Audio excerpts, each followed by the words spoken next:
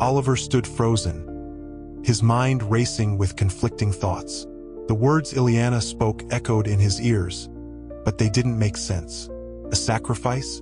Him? The weight of the decision pressed upon him like a suffocating force, leaving him breathless. His hands trembled at his sides as he tried to process the gravity of the situation. Ilyana stood before him, her presence almost too overwhelming to bear. She spoke as though she were the bearer of some ancient truth, a truth that had been buried for centuries. "The spirits will not leave unless the pact is completed," she said, her voice now a low, almost melodic whisper. "One must offer their soul to ensure the curse is broken." Oliver's mind reeled. He had come to this village to investigate a forgotten past, not to find himself trapped in a deadly web of ancient curses and vengeful spirits. The idea of sacrificing his life, his very soul, was incomprehensible. Yet, deep down, he couldn't deny the urgency. The village was already suffering, and the spirits' anger was growing. He could feel their presence lingering, an unseen force pushing him toward the inevitable. Days passed in a blur of confusion and fear. Oliver barely slept, haunted by nightmares of twisted, shadowy figures reaching out to him. Every night, the same voice whispered in his dreams, "You are the one. The ritual must be completed." Desperate for clarity, Oliver decided to visit the village's library, an ancient, dusty place filled with books on folklore and forgotten rituals. The old librarian, a frail man with sunken eyes, warned him to stay away from the ritual. But Oliver's resolve was stronger than ever. The more he researched, the more he uncovered unsettling truths about the ritual that had cursed this village. The original ritual was meant to bind the spirits of the dead to the earth, ensuring they would never torment the living. But something went wrong. Instead of trapping them, the ritual had broken the natural barrier between the spirit world and the physical world, allowing the spirits to roam free, their anger growing with each passing century. The villagers had tried to reverse it, but their efforts only worsened the curse. Now, the spirits were stronger than ever, and the only way to stop them was for someone to take the place of the ritual's original sacrifice. Oliver couldn't escape it. He was the key to ending the suffering, but at a terrible cost.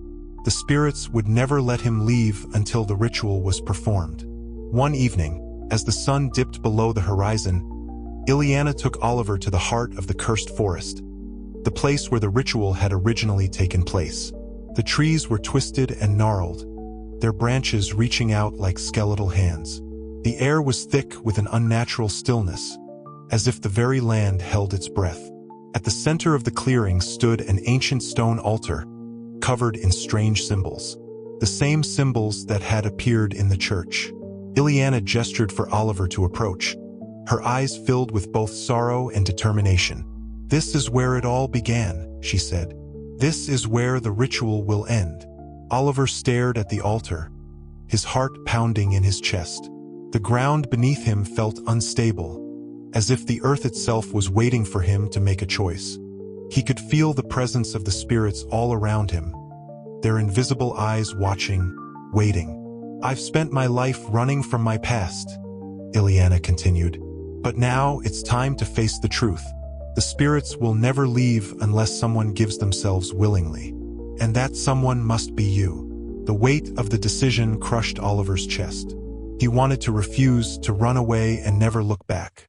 But as he looked into Ilyana's eyes, he saw the same fear and sorrow reflected in her gaze. She knew what needed to be done, and so did he. The spirits were already closing in, their whispers growing louder, their energy crackling in the air like static electricity. Oliver could feel the pull of the ritual, the undeniable urge to give himself up to break the curse. It was the only way to end this nightmare. Oliver stepped forward, the ground trembling beneath his feet. The spirits surged around him, their ghostly forms flickering in and out of existence. He could feel their cold fingers brush against his skin, their eyes filled with rage. It was clear that they had waited long enough. But just as Oliver was about to kneel before the altar and offer himself, a voice broke through the chaos. "Stop!" It was Ilyana. She was trembling, her face pale and her eyes wide with fear. You don't have to do this. There's another way, she pleaded. Oliver turned to her, confusion etched on his face. What do you mean? The ritual.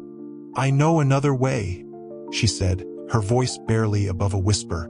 The ritual can be broken, but it requires more than a sacrifice. It requires the truth of the original ritual. The spirits are angry because they were betrayed. The villagers lied to them. The ritual was corrupted from the very beginning. If we reveal the truth to the spirits, they might leave without a sacrifice. Oliver's heart raced as he realized the implications of her words. Could it be true? Could the ritual be undone without bloodshed? But before they could act, the spirits made their move.